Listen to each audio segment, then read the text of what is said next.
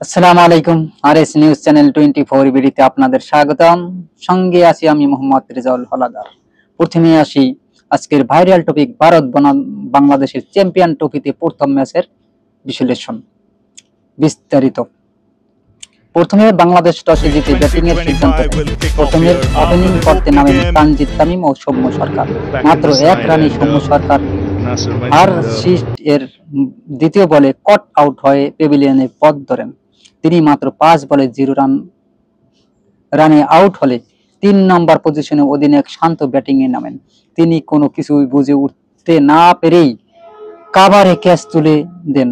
তিনি তার 2 বলে করেন 0 রান। এরপর মাঠে নামেন মেহেদী হাসান মিরাজ। মিরাজের মাঠে নামার পর তানজিদ তামিম ও মিরাজ মিলে কিছুটা শট খেলার চেষ্টা করেন, কিন্তু দুর্বশত মোহাম্মদ শামির বলে ক্যাচ তুলে দেন মিরাজ। দলের তখন রান 6.3 ওভারে 3 উইকেট, যেটা বাংলাদেশের পক্ষে বেমানান। এরপর ব্যাটিংয়ে ভরসা তাহিদ হৃদয় ব্যাটিংয়ে নামেন, কিন্তু তার আগেই কাম সারা। কিন্তু তানজিদ তামিম আকসার এর বলে ব্যাটের কানা ছুঁয়ে কিপারে ক্যাচ और इस बार बल्ले का किनारा लिया, कैच, तीसरा झटका, রিভু নিয়ে আউট হয়ে যান। এই আউটটা ব্যাট লাক বলা যায়, কেননা যেভাবে শট করেছিলেন সত্যি একটা ভরসা, বাংলাদেশের মানুষ এবং বাংলাদেশের দর্শকরা একটা ভরসা পেয়েছিল, কেননা তানজিদ তামিমের শটগুলো ছিল খুব দৃষ্টিনন্দন। 4 ছক্কায় তিনি গ্যালারি মাতিয়েছিলেন এবং যতক্ষণ পর্যন্ত তিনি মাঠে ছিলেন অনেক চেষ্টা করা হয়েছে। চেষ্টা করার ফলে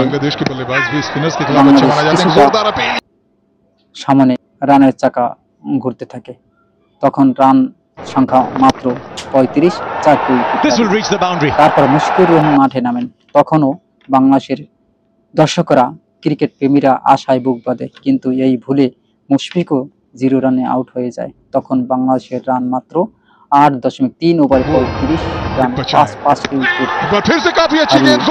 দিশেহারা বাংলাদেশ। সবাই বলি করছে বাংলাদেশের মনে হয় 100 রানের করতে পারবে না, এর মধ্যেই সব উইকেট হারিয়ে ফেলবে। এরপর ব্যাটিং এ নামেন জাকির আলী।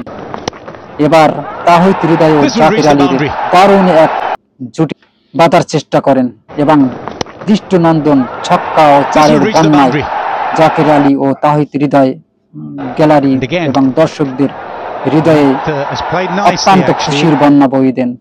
পার্টনারশিপও করতে পারে 4 ছক্কায়, আরো গ্যালারি প্রাণ ফিরে পায়।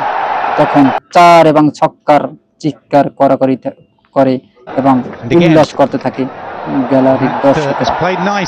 তখন দলীয় রান গিয়ে দাঁড়ায় 42.3 ওভারে 179 রান।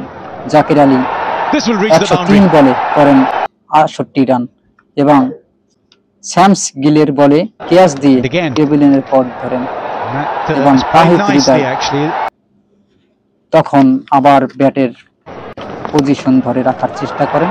তিনি 4 ছক্কার বন্যা বইয়ে দেন।